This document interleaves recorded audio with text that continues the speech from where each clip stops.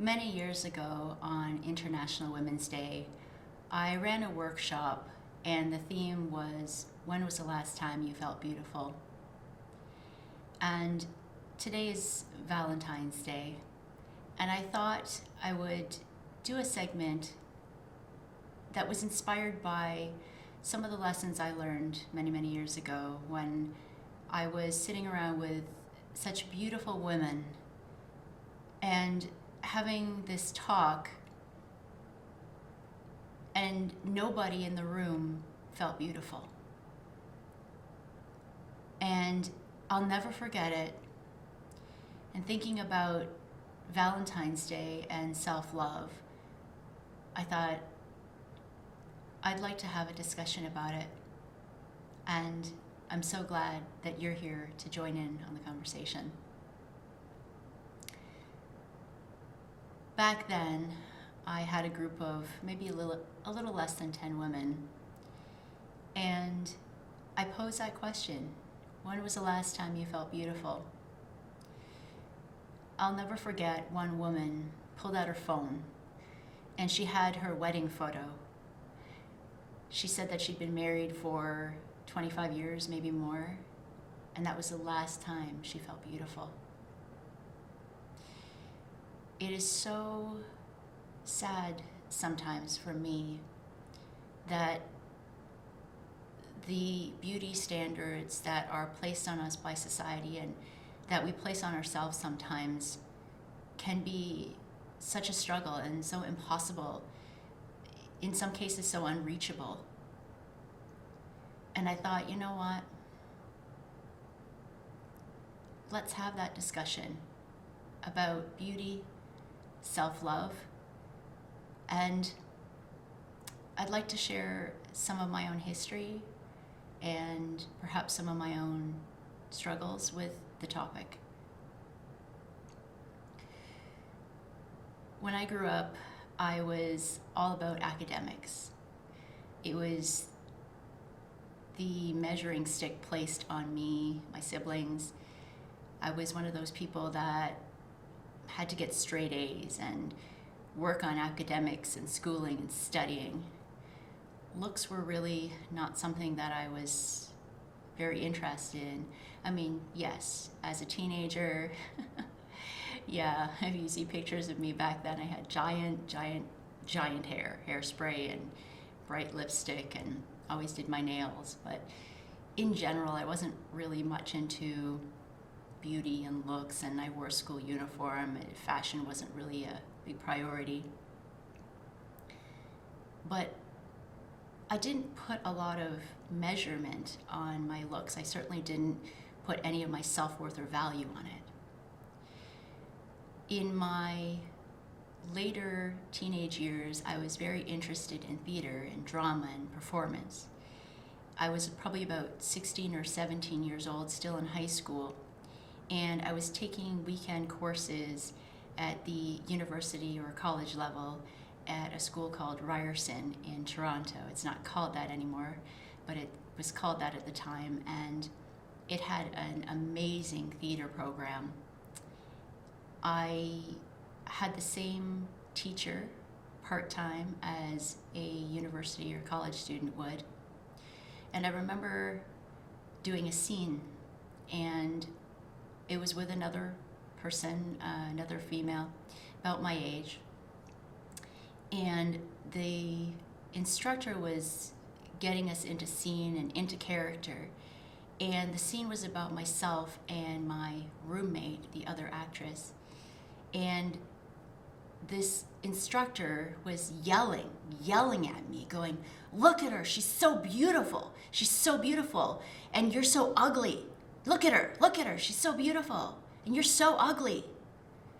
And honestly, I had taken acting classes in high school, and I knew that he was just trying to get me into character, but I was also kind of a kid.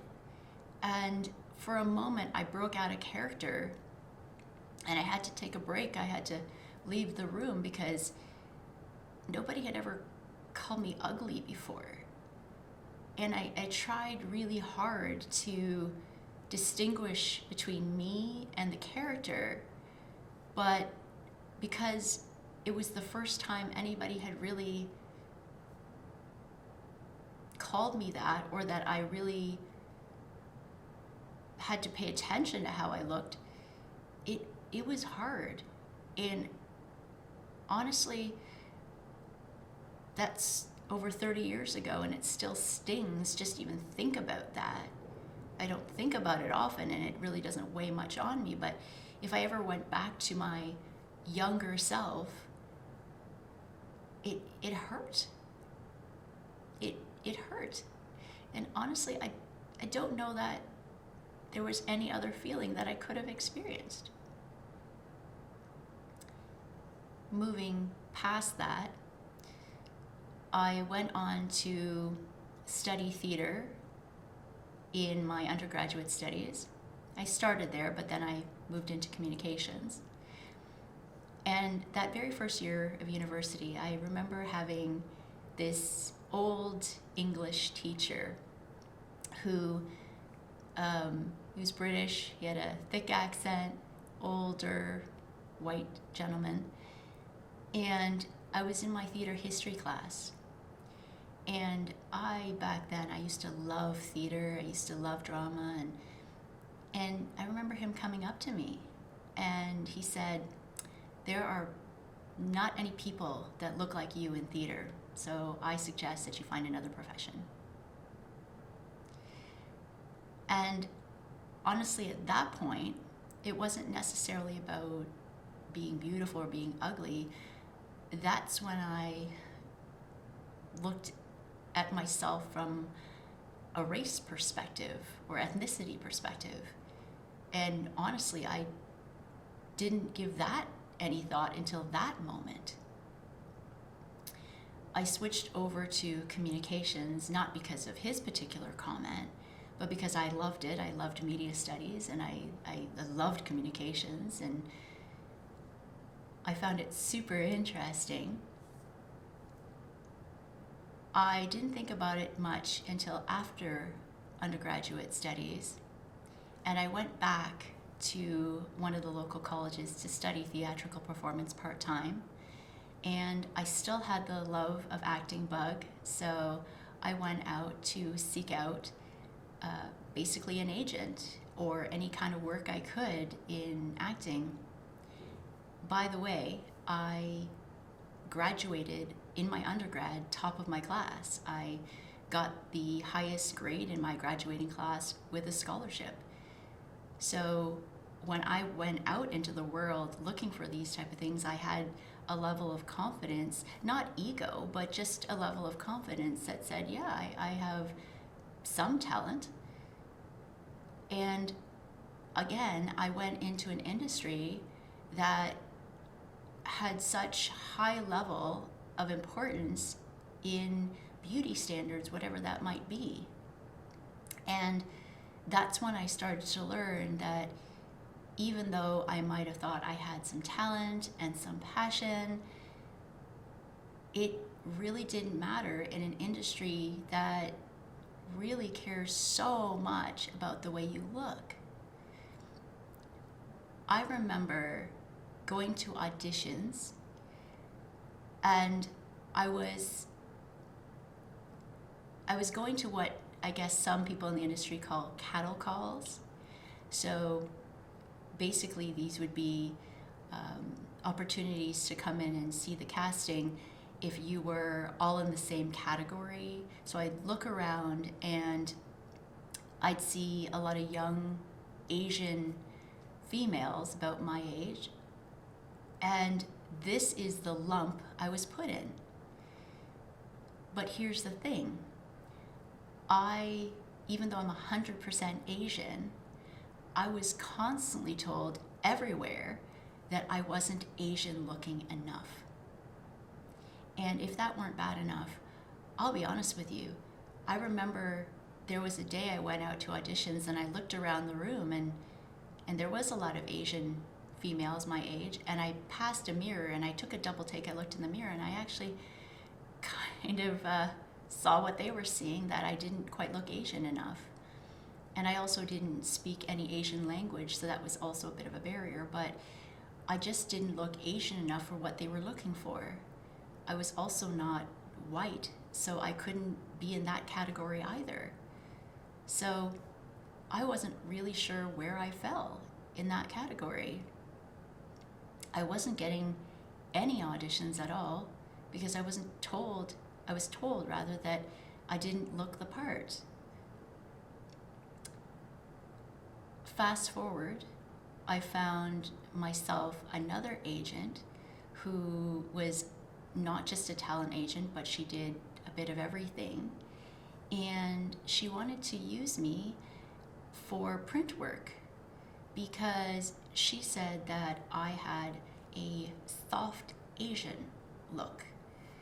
And I asked her what that meant, and she said at the time, a lot of ads were looking for diversity, and they wanted people of different ages and races and genders, but because I was a Asian person not looking 100% Asian, she actually said that would work in my favor.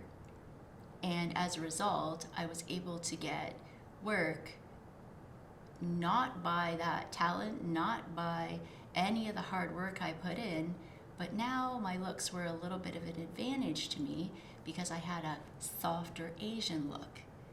As a result, I ended up in a print ad for Molson's Canadian, and I don't even drink beer. I ended up in an ad for Starbucks, and I don't drink coffee. The point is that I was only hired for the way I looked in a certain category. And I didn't like that. I did the work, but I didn't stay in that very long.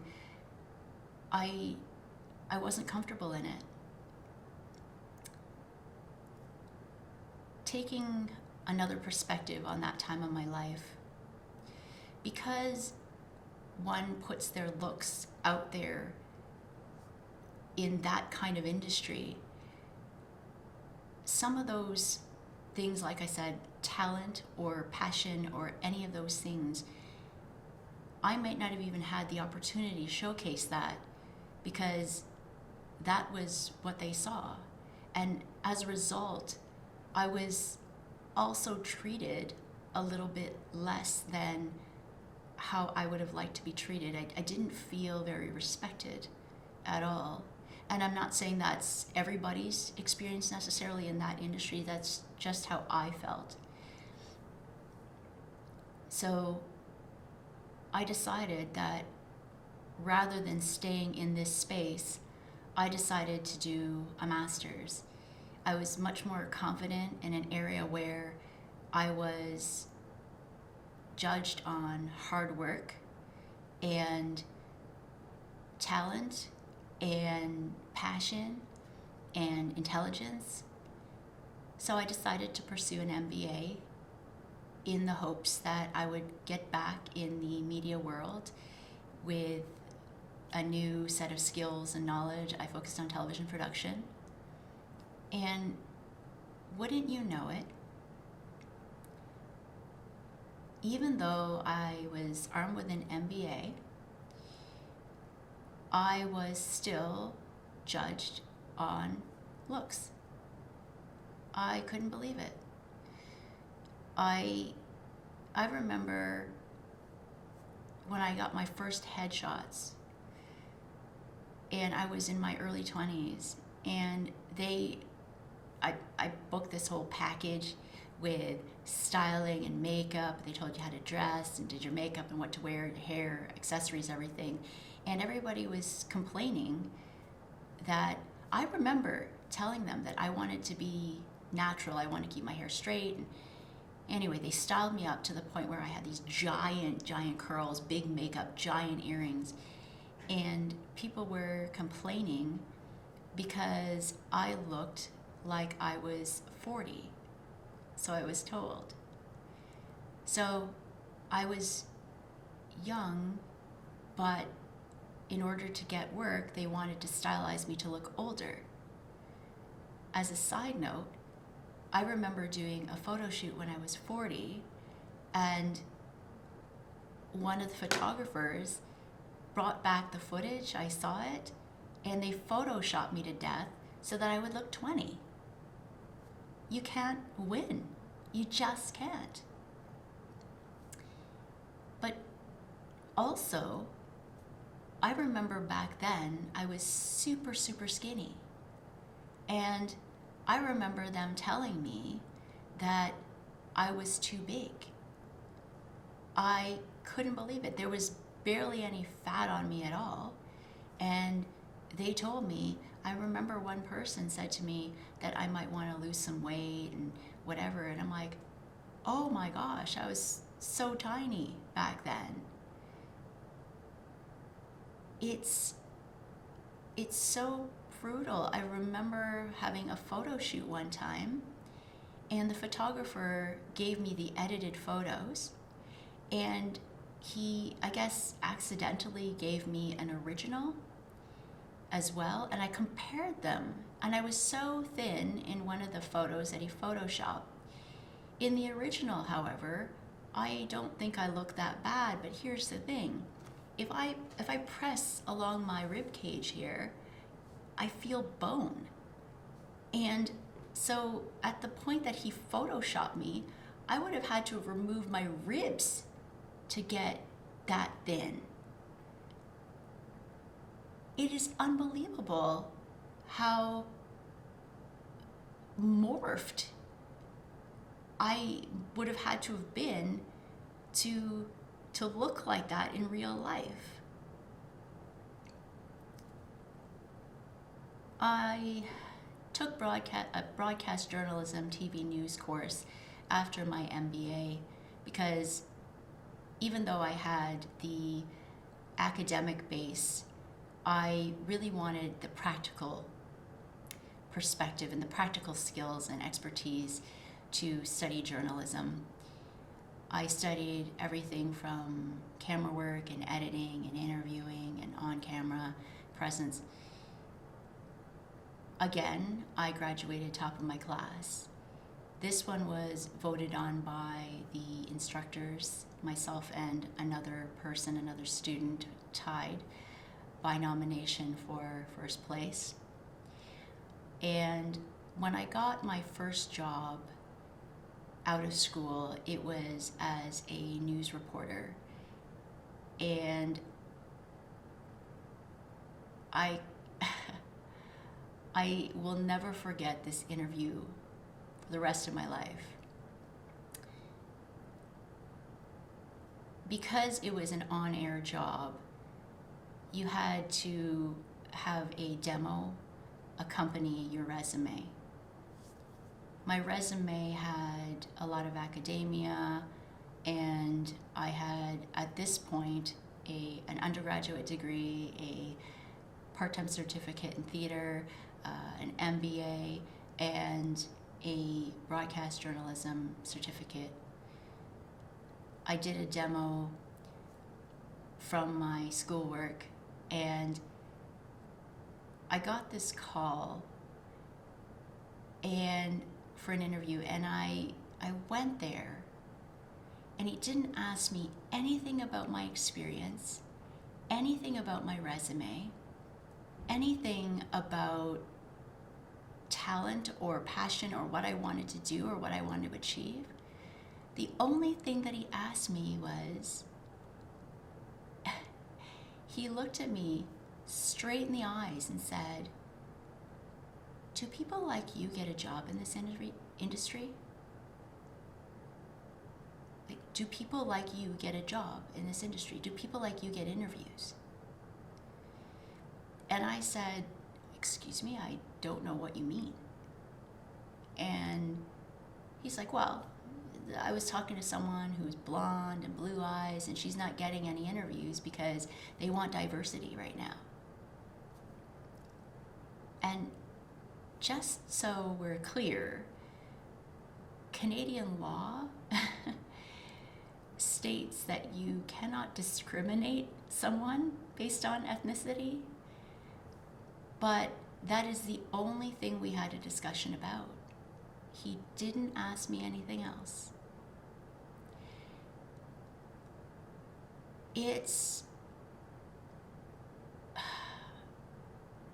unheard of for me, for someone to work so hard at something and go out in the world and just be judged on something that I can't even help because I was born with it. I remember even in my MBA, I mentioned about being judged by my looks. I remember one time when I went to one of the large television stations on my reading week, and I wanted to get experience in a television studio, but second of all, I really, really wanted a chance to go talk to one of the producers in the hopes that maybe when I graduate I could get a job. I was able to track down and get a minute with the producer, and honestly, he didn't see my resume or anything like that. He knows nothing about me. I chased him down just to see if I could talk to him without knowing anything about me.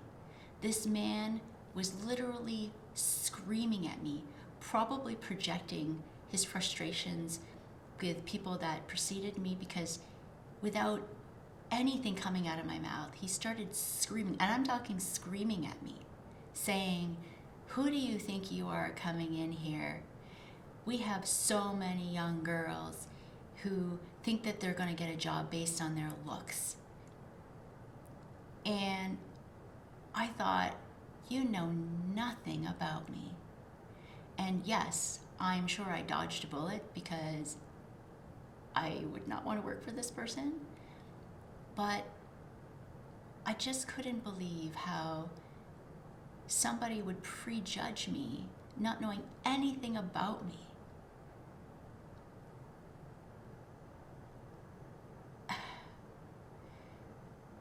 This happens so many times in my life, whether I was younger and they wanted me to look like a 40-year-old, or I was a 40-year-old making me look like I was 20,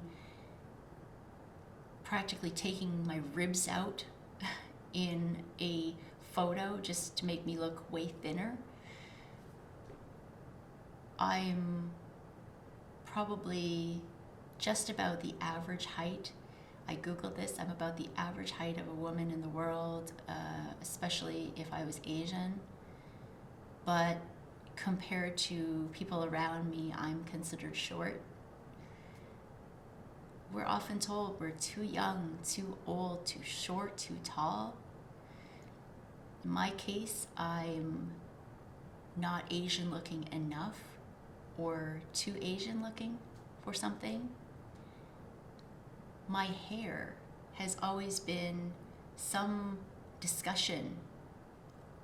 I don't know why. When I was 16 years old, I've always had this long, straight hair, as long as I can remember. And when I was 16, everybody bugged me because I had straight hair, because I grew up in the time of big perms, big poofy hair. And I remember when I was 16 years old, my aunt pressured me a little bit. I mean, she was encouraging, I shouldn't say she was pressuring, but she was encouraging me to change my hair. And so we went to this store called it's called Eaton's, at the Eaton Center, downtown Toronto. It's no longer there, but back then they had a hair salon. And I remember when I was 16, we went to Eaton's, and I had so many curlers in my hair because I have such long hair and I have so much of it. I remember they told me that they put twice as many rollers as they normally do and put me under the dryer for twice as long as they normally do because I had so much hair and I had so much product in my hair.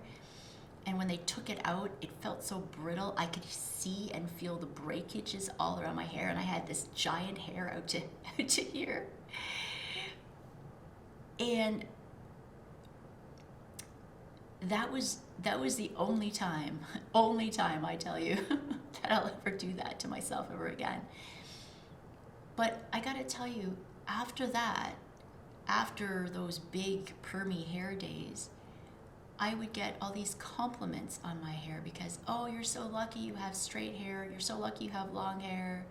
Yeah, well, growing up, all I was ever told was, why do you have that hair?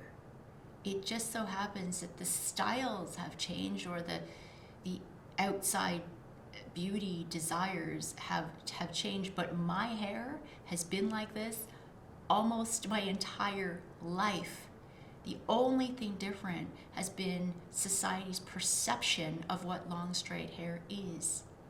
And if you're anything like me, you never forget what things felt like growing up. And I remember my best friend in high school, all she did was make fun of my hair because people wanted that big curly hair. Then in my university days, I had friends with curly hair, and they said, you're so lucky, my hair gets so frizzy, you're lucky you have straight hair. I've had people tell me that if I want to get into this business, whether that was for acting, modeling, or television production, I was told that I had to cut my hair, or that maybe I could highlight my hair or do something different with the color. When I got an on-air job as a news reporter, I tried both. I tried lightening my hair and put these sort of blondish streaks in it to see how that might look. And then I went the complete other way. My hair is already dark. I went even darker to this really blue-black, like jet black, dark blue hair. Either extreme, I don't know that it made a ton of difference, to be honest with you. At the end of the day, not everybody, of course, has chosen a kind of profession that focuses so heavily on looks and beauty standards. But even in my personal life, it's affected me. I remember from when I was in around my mid-30s, I guess it was my early to mid-30s, and I remember wanting to try online dating for the very first time, or for that matter, dating again after a long-term relationship for the first time.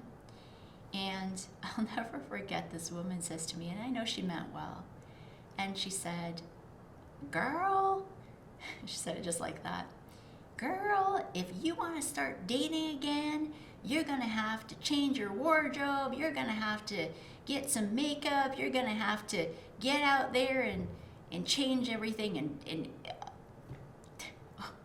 okay.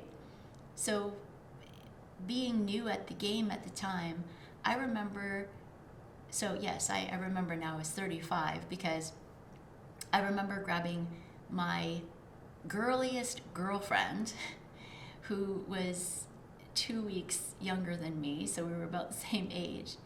And she was a real girly girl. She loved fashion and makeup, and I am complete opposite. And I remember I said, I need your help.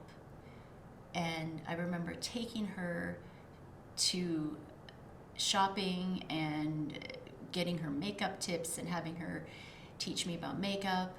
And I remember my very first date, and I met this guy online, and I was advised to dress up and change up, and I remember having to relearn how to be somebody else, I guess.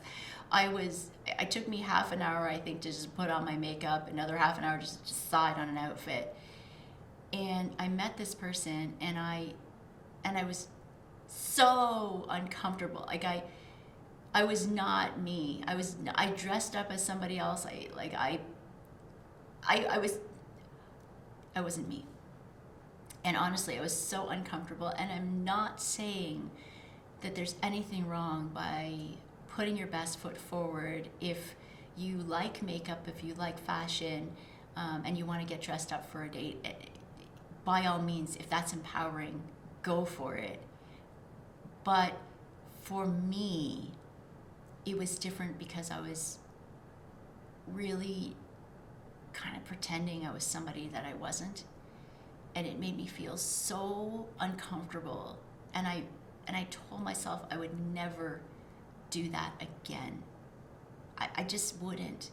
I have nothing against dressing up. I'm dressed up right now because I learned how to put on makeup when I was 30 years old, when I was on television.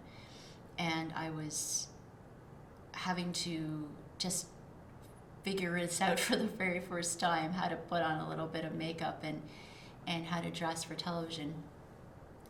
But honestly, if it's something that just pulls me out of who I am with the intention of trying to please someone else, that's not good. That's what happened to me. I have been asked so many times, ever since I was an adult out in the real world, 18, 19 years old, I've been asked this question over and over and over again by people who are complete strangers and who maybe I've worked with or just met.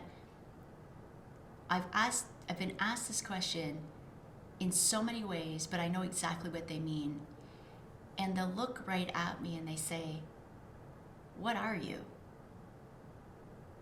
Or less likely, but sometimes also, "Where are you from?" I've been asked that question so many times. I've been asked at the gas station by somebody when I'm just buying gas. And I know what they're asking. They're curious about my ethnicity. But for me, because I get asked so much over such a long period of time, and I know people are well-meaning for the most part, I just say guess. For years and years and years, I just say guess. Guess what part of the world I'm from. Like I'm born and raised in Canada, so I consider myself Canadian. But I know what they're asking me. Where's my ancestry? What's my ethnicity? And I guess if that's what they're curious about and that's the first thing that sparks a conversation, I'm all for it. I was actually just asked that even just last week, and I get a kick out of it. It's like, to this day, I still get asked. Oh boy. But I grew up in a multicultural, diverse country, and so I take it with a grain of salt. We're from all over the world here in Canada, and I'm considering that a blessing, so I'm not at all upset. But we could also get offended if we let it. I think that, for me anyway, in my experience, people have just been curious. I talk so much about external beauty because that is the first thing that people see. Let's face it. We make a first impression in a matter of seconds. Even from anybody who's ever done any kind of online dating and you're swiping left and right, you're basically judging someone in a split second on how they look. Whether we like it or not, people do and can judge external beauty because it is the first thing we see. And as a society, we have so much pressure on us women to look a certain way, whether that's makeup products or hair products or fashion or trends.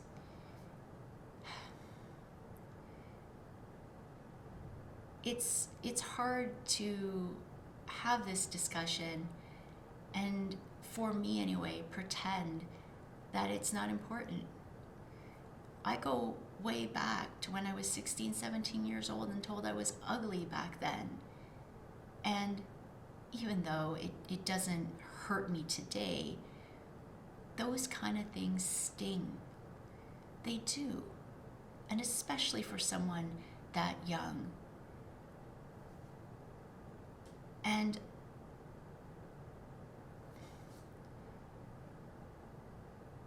it saddens me a lot.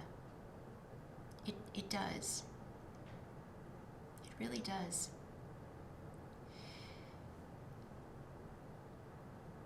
I just wanted to end this video with a brief discussion on inner beauty. Not that in any way, shape, or form it changes the discussion about outer beauty, but I think it's worth mentioning because when we ask ourselves the question, when do we last feel beautiful? First of all, I think when it comes to external beauty, no matter how we look, we are our own worst critics.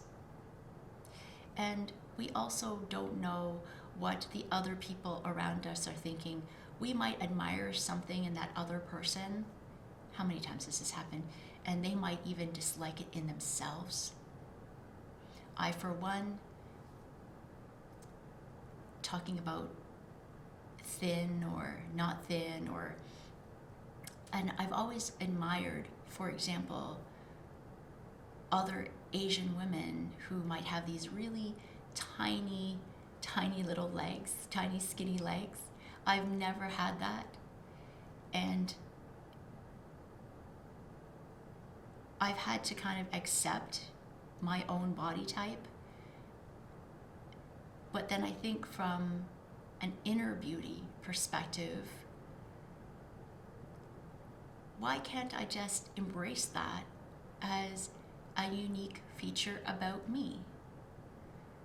Well, of course I can. And it's made me feel uncomfortable, for example, because I remember, especially in my 20s, I would get men coming up to me commenting on my thick legs, and I didn't like it. But